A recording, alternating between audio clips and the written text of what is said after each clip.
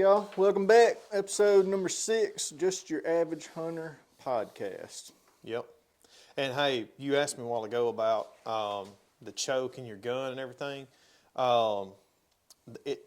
There's a certain brand for that Remington that it's only going to take Remington chokes. Oh yeah. Or it'll be like my Stoger that I've got.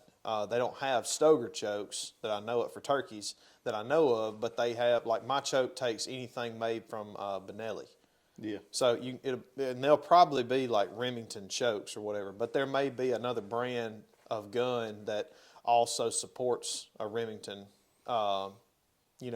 Basically, all it is lining the threads up. Yeah, it's got a screw in, like a place you screw it in, I guess. Yeah. Some threads are right there at the tip of the gun barrel, that's and then what this one is. like my threads are like 2 inches down in the barrel. Dude, what kind of sucks is Dad got I don't know what brand it is, but it's like a brand new, I think it might be a Remington. It's a brand new, and it's a 20 gauge though, and it's got bottom laying camo, and it looks freaking awesome. I want a 20 gauge bad. I wonder if you can trade shells in and get like trade shells and get like a different gauge. Kevin would. That's true. Because you got them from Kevin, so I guarantee you, if you've got the same, all the shells are in the boxes. They got chokes. He can get them, but not by Saturday, probably. You probably need to call him. He might, yeah. He might could. Yeah, the video will be out Mondays. Today is the 10th. So the video will be out tomorrow, the 11th, on my channel. Trent Ellis is the name of my channel on YouTube and every other social media platform. How'd you come up with that name? Trent Ellis. I was like, what? Well, it wasn't real hard. But now, on the video that me and Kevin did a few days ago, we reviewed like 6 shotguns. And one of the shotguns was a 20 gauge. It was a 20 gauge Winchester SXP or something like that pump. Yeah. And it had an Invector choke inside of it. It's a turkey gun, but most turkey guns, they'll have extended extra full chokes. They'll be outside the barrel that much. Like comes in it. Well, this one did, but this one wasn't an extended, like, outside the barrel extra full. And I sat at the base of a tree, and you'll see on the video if you go to my channel and watch it, but at 50 yards, that 20 gauge had a tighter pattern than my gun. I didn't show this on the video, but my gun is a 12 gauge Stoger M3, and I shot the same exact distance with a 12 gauge, and the 20 gauge had a better pattern than my gun. Well, that's what that's why he got a 20 gauge, is because he said, like, the new trends, people wanting to get 20 gauges. Well, they don't kick as hard, I guess. They don't kick as hard, they're lighter, and if they've got a better or about the same pattern, for the range, you got about the same range. Yeah. I mean, why would you want to carry around 2 more pounds of weight and spend more on ammo? Yeah. That turkey load is not cheap. So, a 10 gauge, 12 gauge, 16 gauge, 20 gauge, what actually is the gauge part of it? Like, is that, I have no idea. Is it, I have no like idea. A bigger it's not a bigger shell. Well, yeah, I mean, your 10 gauge is going to be, out of the ones you just named, is going to be the biggest. Okay. That's going to be the one. So that's why it kicks harder. And yep. Then you got 12. Heavier. Huh? I wonder why it's heavier. It's probably got a bigger, it's probably because of the bigger barrel, bigger stock. Yeah. It's got to take more recoil. That's true. But, yeah, you got 10, 12, 20, 16. 16 is kind of obsolete, ain't it? Yeah, that's an old caliber. Yeah, my granddad has one. I went dove hunting with it when I was a kid. A lot of old cats used to roll and quail hunt around here with 16 gauges. Probably a good mix, like between the 12 and the 20. Yeah. Well, it's actually in between the 410 and the 20.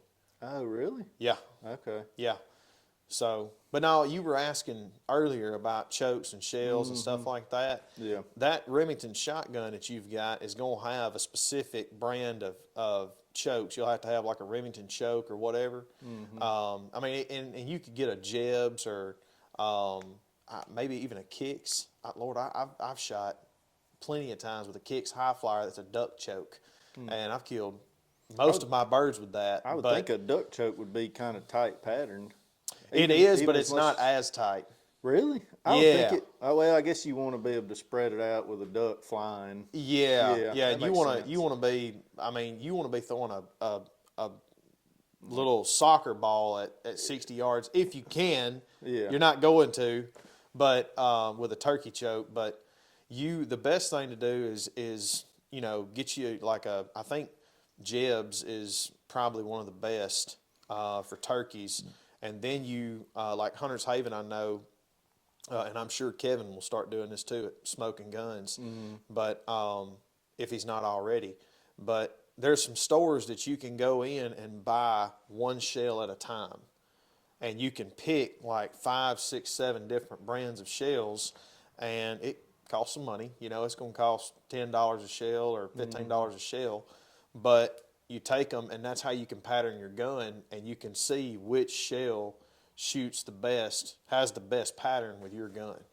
And I recommend everybody doing that because when it gets into turkey hunting, I mean, unless you're just blessed with good private land to hunt a ton of birds on and they're going to be there and you're going to get close opportunities, like the bird I shot last year on public, I shot him at 60 steps.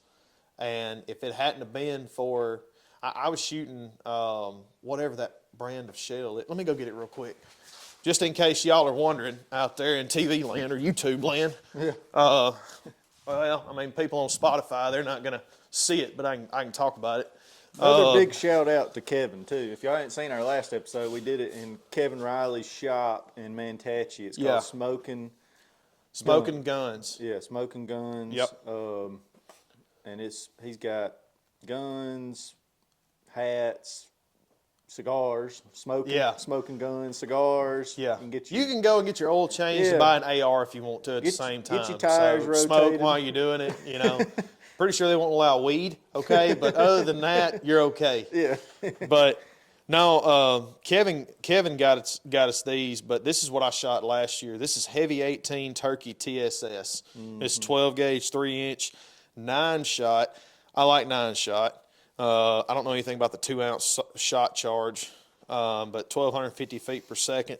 I don't know why that's what it looks like right there. He could probably definitely get me a choke. I just don't know if he could get it Saturday. I would call him this evening. I probably won't go this weekend anyway, so I probably ain't gonna be able to. So I mean, it'll be fine whenever he can get it. If it's by next week. So honestly, I planned on going. My brother-in-law and my sister are coming up next weekend, and he was wanting to go real bad. He ain't never killed a turkey either, so we might beginner it out next weekend. Yeah, and who's gonna shoot?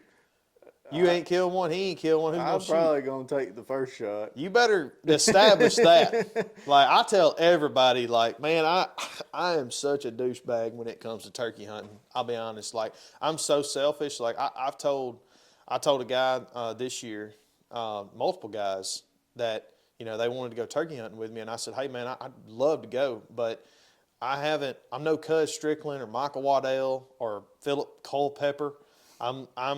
I've killed 7 birds my entire life. So I got to get me one on the ground first before I go with y'all and try to get y'all one. Yeah. But now I feel like some people would look at that and be like, oh, he's a butthole or whatever. And it's like, but how many guys have been in the woods that, they get on that bird and then they look at one another and they're like,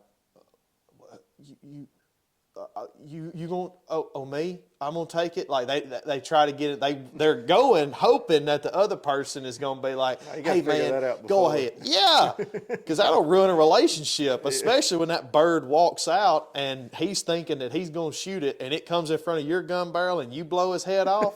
You're gonna be over there, yeah, oh yeah, and look over there and he'll be like, yeah, hey, good job, buddy. Then you don't hear from your brother-in-law for 2 years. Might get your head blown off. Yeah.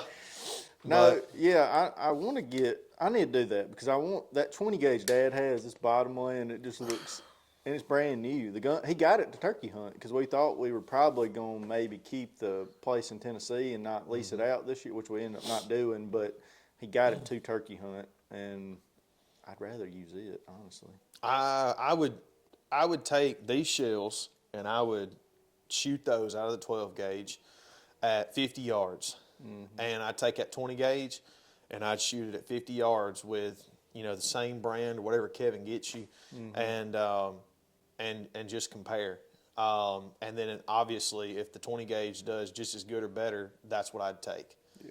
But as I've heard the same stuff that's trending, with 20 gauges and stuff. And when I was reviewing that gun at Kevin's or at my uncle's with Kevin, I was just like, dude, this is not even like an extra full choke, and it's 50 yards. And I think I counted. I show it and talk about it on the video as far as the target. But I think I had like 8 or 9 BBs from the head down to the neck. And at 50 yards, man, Well, how many BBs do you think it takes to kill him? 1. Okay. You put 1 right there in the brain matter, he's done. Yeah. But I mean, and this is unpopular, but I am a hunter. I'm a killer. I want to kill that bird, and I want something that even if I don't kill him right then with 1 shot, I want something good enough that if he locks up like that bird did on me last year at 60 yards, I've got something that I can put in him good enough to where I can get up there and grab him and kill him, or, put another round. Because that's what happened last year. I shot that bird. He locked up at 60 yards, and he come up out of this slough, and he was looking, and it was pretty open where I was in the woods. This one where you're laying on the ground? No, that was like 3 years ago with Trey. Okay. This one last year. No, I thought there was one in Oregon with the snow on the ground. Oh, yeah. Weren't I you was laying? propped up on the snowbank. Yeah. Like I had 3.5 feet of snow up here, and I propped up. The angle of the camera, it looks like you're like in prone Yeah, position. I had the GoPro on my head. Yeah. And I actually had to swap hands. I'd never shot or killed anything left-handed, and that bird I could see his fan. And I knew I couldn't get up and do that. Shot him left-handed? You'll see in the video, I start off like this, and then I literally just end up doing this, and but he was 10 yards. That's pretty impressive, though. Yeah, he was 10 yards. It'd be hard to miss with a shotgun at 10 yards. Yeah, that'd be pretty bad. But like that bird last year, he come up out of the edge of that slough, and he looked, and no hen. So I'm gone. Well, I was waiting on him, obviously, hoping he was going to get 15 yards closer to where I could pop him at about 45 yards. And he just locked up, and he brought his fan about halfway up, and then he set it back down and went to turn. And when he did, I just made a split-second decision of well, I'm either going to miss this bird or I'm going to hit him good enough. And I shot, and when I shot, he flew up. And I literally, before he hit the ground, he flew up about 15 feet, and before he hit the ground, I was already up there. I sprinted out and hit a root and face planted. I mean, face plant, ate dirt and everything. But I got up, got my gun, and he come back down, hit the ground, and he just sat there and it just wobbled like that. And I was 5 steps from him, and I was just I panicked, and I was like, boo! Have you ever shot one in the body? Oh, yeah. Yeah, that's what I say. First bird I ever shot, I was with Cole Stevens. You're probably killing him. You just don't want to mess up all the meat and stuff. Yep, and I didn't care anything about the meat. Yeah. I mean, I'll eat them, but at that point, that was my first bird, and I had been hunting at this time. I'd been turkey hunting 3 years, and Cole just so happened to come with me that day, and we were riding bicycles down the levee and bumped 2 of them off the levee and went into the woods about 200, 300 yards down and cut in. And 45 minutes later, 2 of them come out, and he gobbled 30 yards from us. He come out into the bottom, but there was a huge water oak that he was standing behind that I never saw him come in. I was watching this other bird, and he gobbled, and I was like, holy crap. And his fan, when he did, his fan come out, and the edge of his fan come out from behind that water oak, and I literally just shifted on him. Yeah. And when he popped out on the other end of that tree, all I had was his head and about a quarter of his body. Yeah. And dude, I put it right on his breast, and whoom! Bet he went. Oh, he down. Yeah. Have you ever seen them shoot one and the other ones jump on it? That happened to me and John last year in Oregon. Oh yeah, it was on that video. That hunt that hunt that I did that on Yeah. with me and Cole, that was my first bird. If I would have known then what I knew now, I would have stayed seated, and Cole would have ended up killing that bird because the other bird that was with that bird was too far. He was just out of my range. But that bird, like, it took me running up to my bird, and then that one was still 20 yards past. If Cole had gotten up there quick enough, he could have killed him. But he was just like, he was amped up that I killed one. But last year in Oregon, me and John had my phone. He was trying to film me, and he's like, "Oh crap, there's two." And I saw one's head pop up, saw his beard do that, shot him, and he hit the ground. And we traded. I grabbed the phone, didn't record it, and yeah, didn't record it. Handed my gun to John, and he literally that bird that was alive, that was the other bird that was there, jumped on him, trying to attack him. John smoked him. We doubled That's up. so crazy they do that. Yep. They jump on the other bird. Yep. That's wild. They're friends until it comes to female time. It's like, Why they do it though? Competition. But like, what makes that bird getting shot? He's weaker.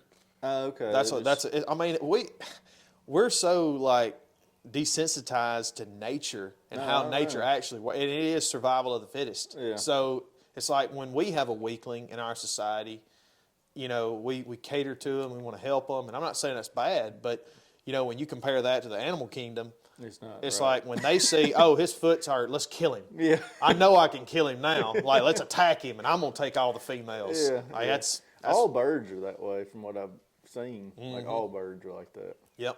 I don't necessarily think all animals are like that though. I feel like it's a bird thing. Yeah. Well, Like you don't I'm not a see like zoologist, so I don't know. like you don't see like out there deer hunting and see like an injured deer walk out and the buck just charge it. Just charge him and ram him. Like you're done now, buddy. I don't know. There might be some of those bully bucks. Once they get injured, they're like, "Yeah, it's time for you to go now. You're injured." Well, I did see on YouTube. I can't remember what the channel was, but a dude shot a nice buck in the Midwest with his bow, and he went 20, 30 yards. And fell over. And while he was shaking up and doing his interview, you could see there were other bucks in the area before he shot him. Yeah. But they weren't right there on him. And it wasn't maybe a minute or two later, another good buck came in and saw that deer dead. And the dude ended up having to get down out of the tree and walk up like 15 yards from this buck and chunk a huge stick at him, like hollering at him. Like he was hollering at him from the stand, but he had to chunk a stick at him and hit him to get him to quit attacking that buck that was dead. It was like that video. I don't know if you saw it. We were young. We were probably like 12 or so when they came out with the buck roar. You know when Drury came out with the buck roar long time ago? No.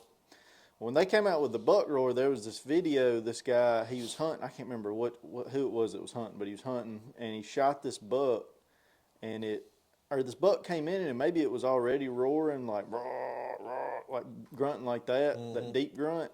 And he shot this buck, and he had like 8 or 9, 10 bucks come out of the woodworks, like all over the place after this, because this other buck came in right before all these other bucks came out and was like gouging this deer and like roaring. And all these other bucks around were just coming out everywhere. Did the buck roar before he got shot? I can't Or was remember. it like in response to the shot? No. This was like, I think he shot this buck. I think he shot it with a gun maybe and dropped it. And this other buck came out and saw it, kind of like you were talking about. And it was like roaring and like gouging it and stuff. And like all these bucks started coming from everywhere. So they made that roar call or whatever. And then all kinds of people have made the roar call since then. Oh, wow. But I think they were the first ones to make that like roar call. It was Mad Mark A. Drury roar. Excuse me. Wow. But everybody's got a roar now, like there's all kinds of the HS roar and the whatever. There's all kinds of brands. It's not just a regular grunt call?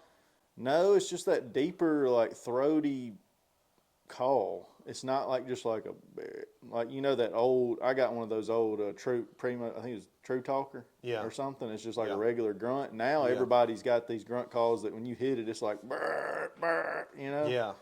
Like, No. that was the first one that came out, though. Huh. That's something.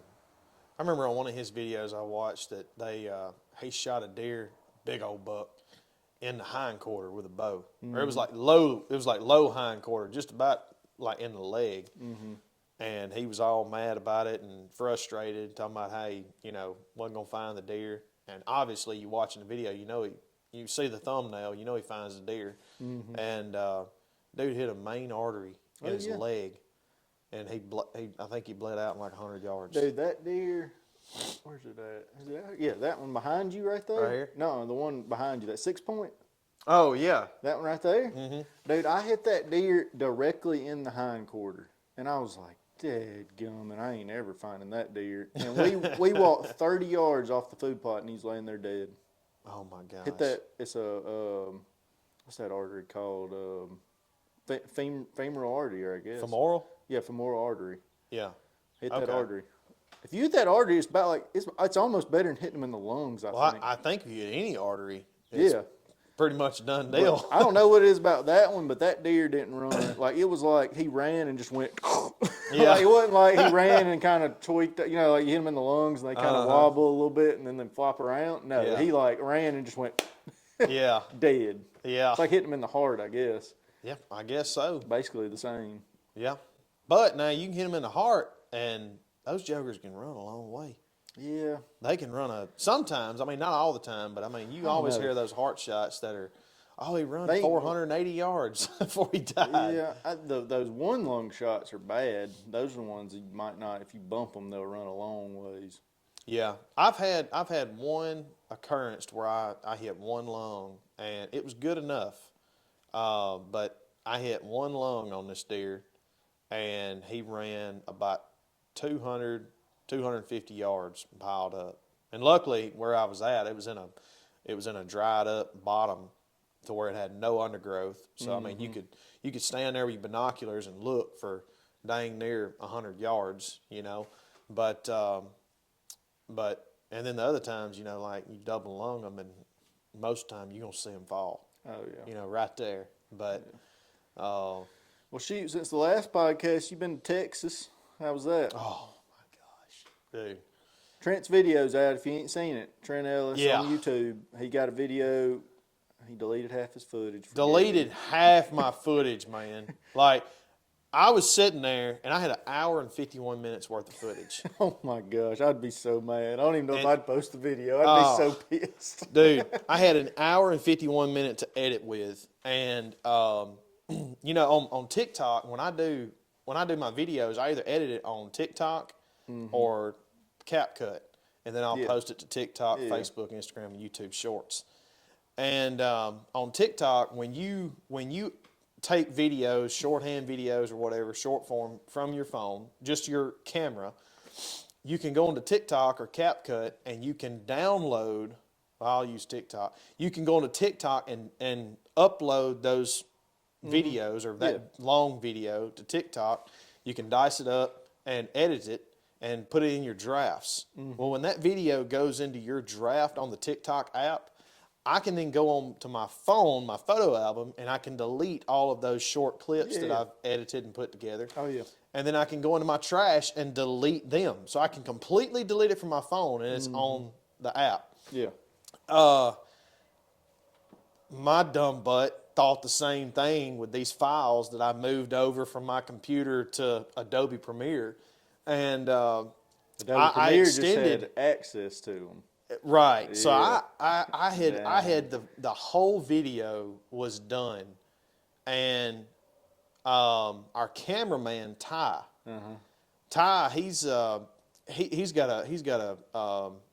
page on Instagram and Facebook, but his big one, I think he's got like 70,000 followers on Instagram. It's TX Brew Barbecue, I want to say. His name's Ty Sherrill, Sherrell.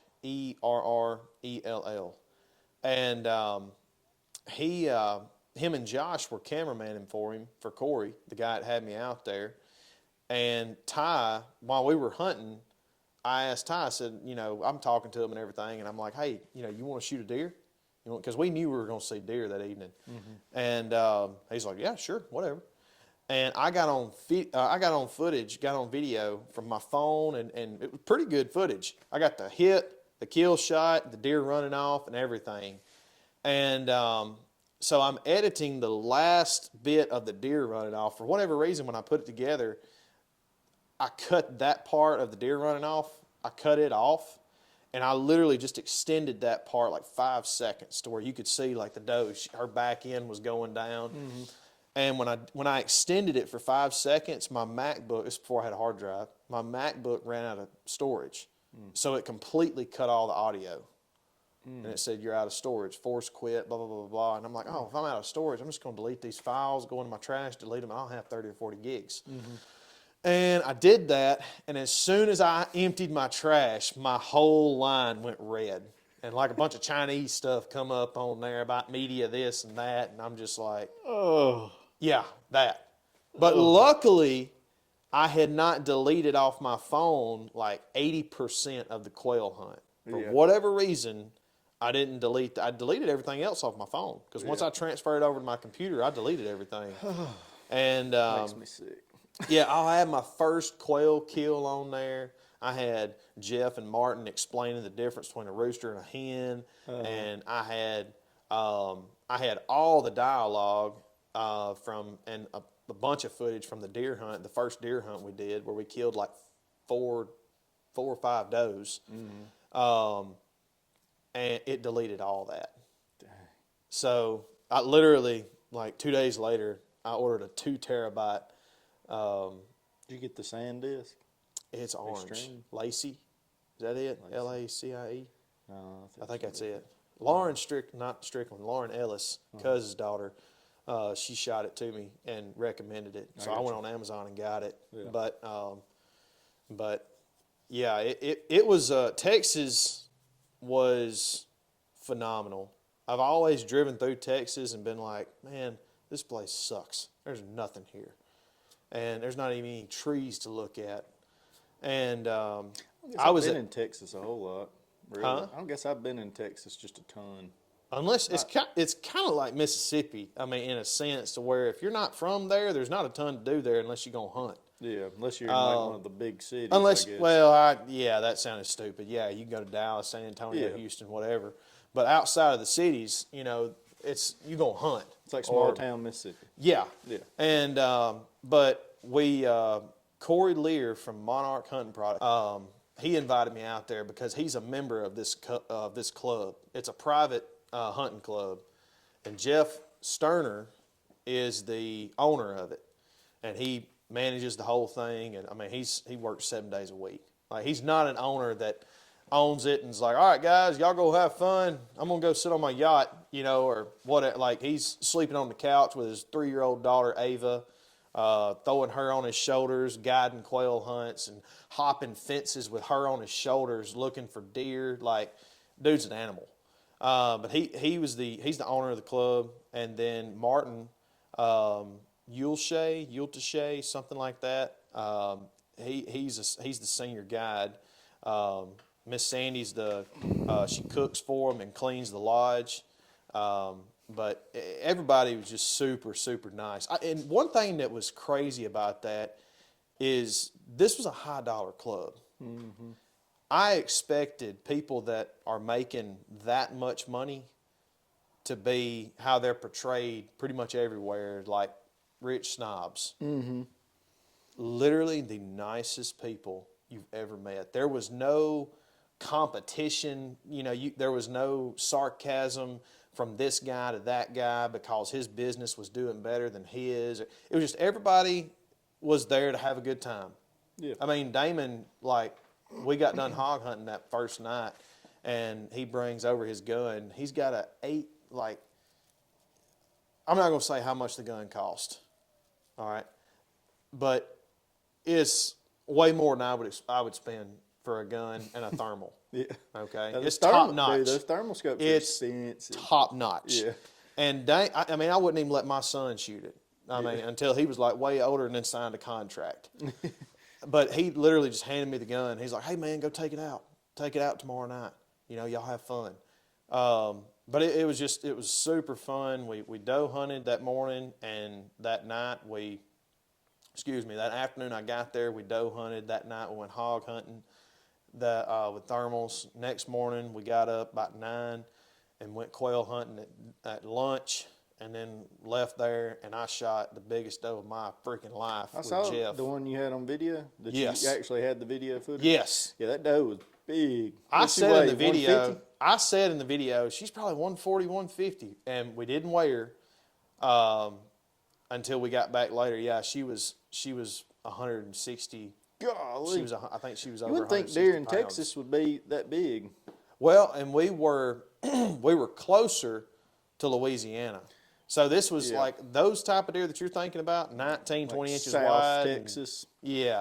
Yeah. That's southwest and northwest. It's West Texas. But she was huge, and her teeth were probably that tall. I mean, they were filed down. She had a big old head. Yeah. Her head was long. Yeah. Them long nosed does. Yeah. But hey, I'm gonna tell you, and Corey, Jeff, like all of them, man, like it was the best hunting time of my life. Not just because of quail hunting, but like I said, just hanging out with them and getting to know them. And that's what we talked about on the last podcast. Remember, I told you if you're in like a good club, it's like there's nothing like it. Oh, dude, if for whatever reason God allows us to make good enough money to be a part of this club, I'll be a member there if Jeff's got spots. Yeah.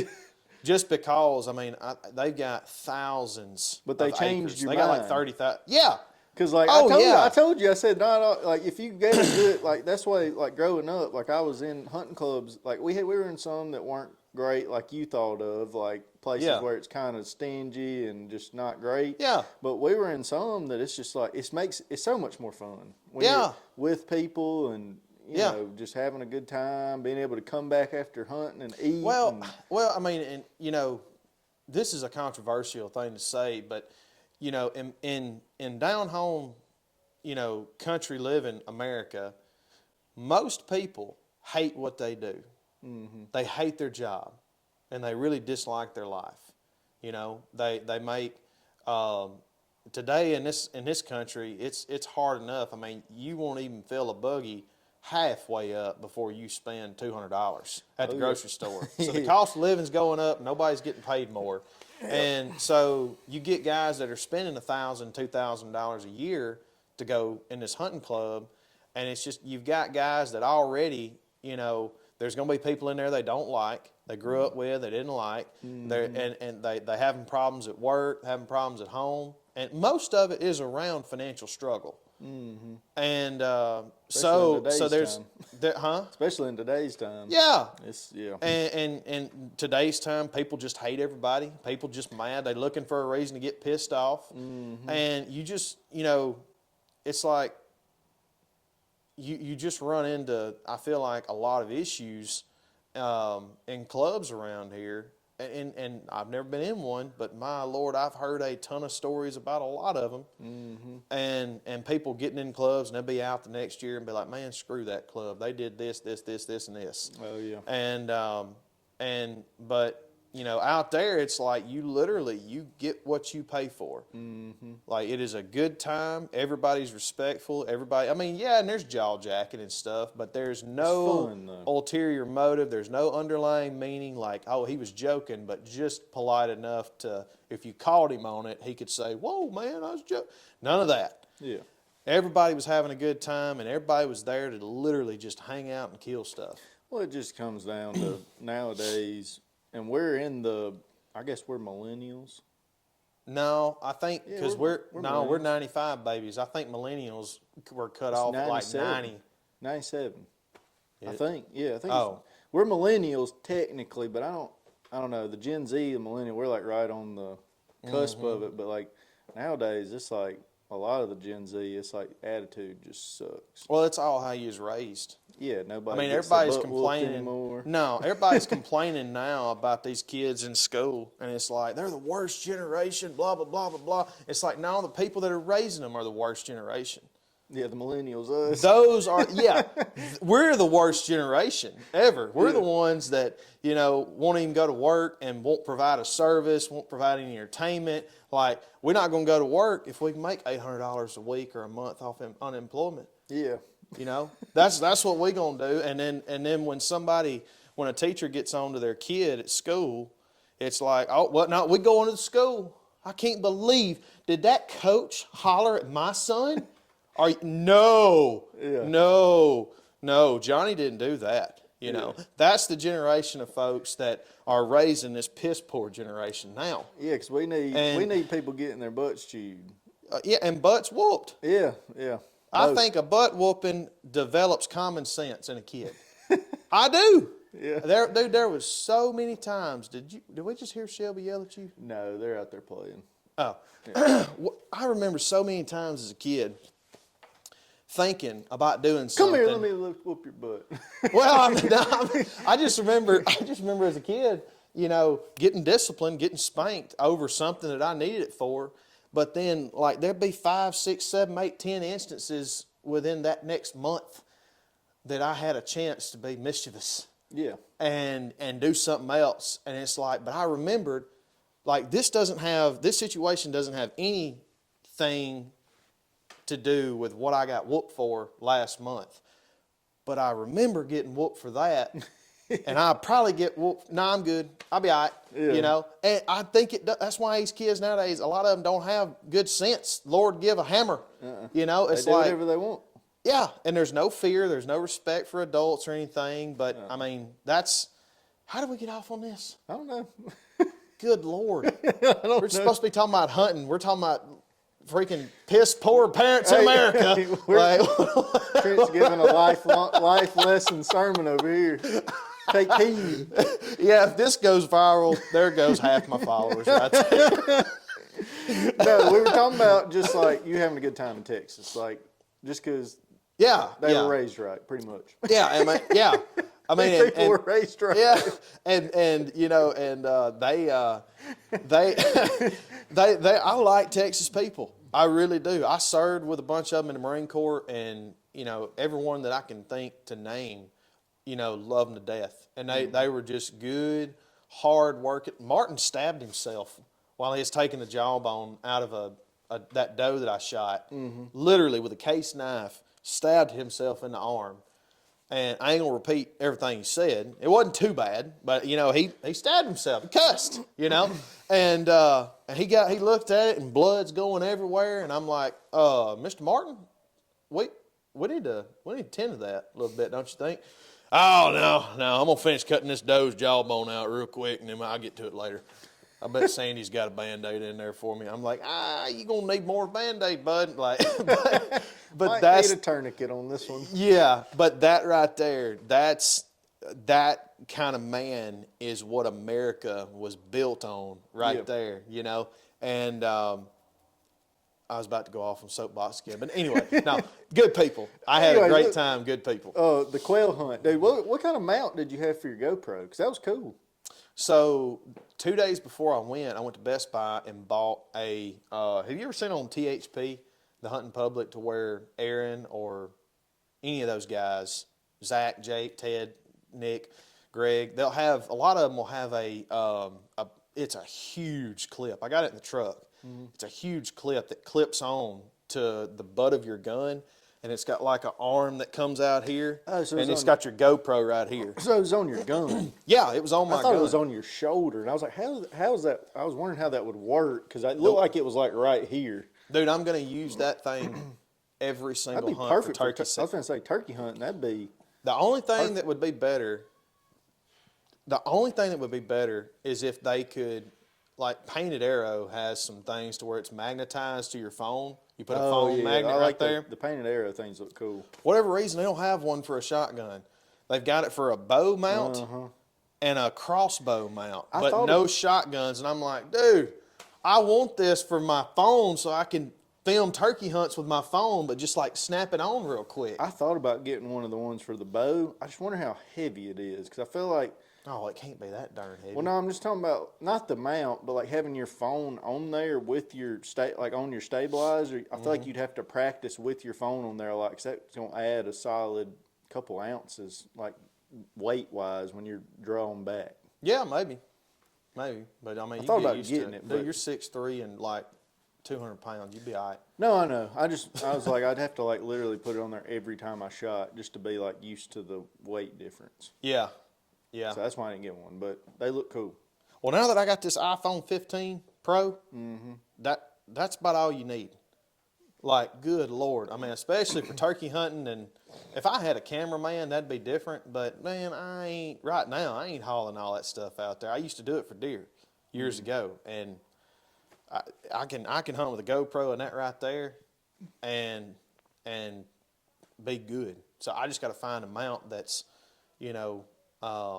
not something that I'd have to sit there and take both hands off the gun and put the phone up and, and stuff Yeah, like turkey that. hunting would be hard to self-film.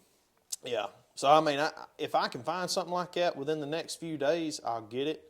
But most of my footage is going to come from GoPro. Yeah. And maybe, just maybe, I can have my knee up here like this with my phone like that and my gun, on this knee or whatever and try to film it. But You missing. yeah, probably so. Probably so. Now that's why I think this week or probably this coming weekend, I'm gonna go because I probably ain't gonna be able to. Maybe Thursday, I'm gonna go out there and put a ground blind up because I do want to film my turkey hunt. So You don't think a ground blind would spook them? No. Really? I've watched tons of videos of people just throwing a ground blind up and it's fine. Well, It will a Might deer. be. You throw up a ground blind that's why for I a say deer, it. Yeah. they're not coming out in front of that thing for a while. But a turkey, every video I've seen, people just go throw a blind up. It's like they don't care. I don't know what it is. Yeah. I don't know. I think it depends on the pressure. It probably does, yeah. I know in Oregon where I hunt, a buddy of mine, I'm not going to name him because people might pinpoint it, but I'll say his first name, Colin. Colin, he hunts a lot out of a ground blind. Now he's a gem up turkey hunter out there. I didn't know people out there really turkey hunted a lot, but I met the dude that does, and he hunts about half the time out of the blind, in the blind, and does the same thing. Like he'll go out there and literally set up a blind, and a week later, his daughter or him, or his wife, they'll shoot a turkey, and it doesn't bust them up too bad. Well, I know. I watched a video of some guys in Tennessee. They went out there. I think it was like the day before opening day. They went out there, saw them roost pretty much off this field edge, and literally that night went out there, put a ground blind up, went and got in it the next morning and started calling, and them some guns flew off that ridge, off that field, right into the field, right in front of them. I mean, this ground blind was like in the middle of the field. These turkeys did not care. Like right there, just in the field. Flew off the side of that hill, came out there strutting, and they doubled up, shot both of them. Good Lord, man. So I don't think it bothers them like it does deer. I feel like they're just, they can see real good, but they're not. I feel like their brains aren't like deer's brains are. Like a deer's like anything out of the ordinary, they're like, heck no, I'm out. I don't know, man, because for whatever reason, when it gets a little bit later in the season, it don't take long here. Now that might be a different case. It gets a little bit later. Like you give it the first week of turkey season here, and you'll have birds shut up. You'll have birds get call shy, and it's like they get educated quick. Yeah. And I feel like though, like a ground blind, like it's not a human. Like it's just like a big pile of brush there to them. Like it'd be. Yeah, but you don't look like a human when you're covered from head to toe and. Yeah, but they catch movement, I feel like with the ground blind, they wouldn't be catching no movement, just be sitting there. Well, that could be true. You know what I mean? Like Yeah. It's just like maybe a tree fell over there, just like, a tree fell right there. That could be true, yeah. Yeah, you might be right. I don't know though, man. I don't. It's like I said on one of the podcasts we did that Larry Fitzgerald, not Larry Fitz, that's the wife. I did that again too. Dr. Fitzgerald, Dr. Deere, whatever his name is, something Fitzgerald. I can't even remember. I can't even remember his. I All I knew can think that about is day. Larry Fitzgerald. I'm actually thinking about this old white man with Larry Fitzgerald looks like dreads a on the back of Larry. his head now. He looks like a Larry. He looks like a Larry. But anyway, I think it's because Larry Weishan, maybe. I have Maybe no that's- idea who that is. Dude, he's like he's like the Fitzgerald guy. He's the same way, like big time. I'm older horrible with people. What Like is if I his haven't met you, guy. I knew it that day, but I can't think of it right now. but anyway, it's like he said, he doesn't know what a deer's thinking, and he don't think they think about a whole lot. They just live off their instincts and just do. And I think turkeys are kind of the same way. I think God just put an insurmountable amount of instinct into those animals to help them survive and Well, to they're not prey become animals. extinct. They're prey. Yeah. So I mean, when you're constantly being on guard for your life, it's like, what was that a turkey calling to me? What that sounded a lot like that old redheaded boy last week. I ain't going over there. That's like the guy that I want to get on here, Dan DeWitt. I saw a video of him talking about how you can educate them real easy, like educate them just calling to them. That's what we need. We need somebody on here that's like a. That's, I'm gonna get that's Dan been- on here. He's killed like thousands of birds. Get Dan on here because I want to pick that man's brain. He is like freaking turkey guru. You got his number? You call him right now.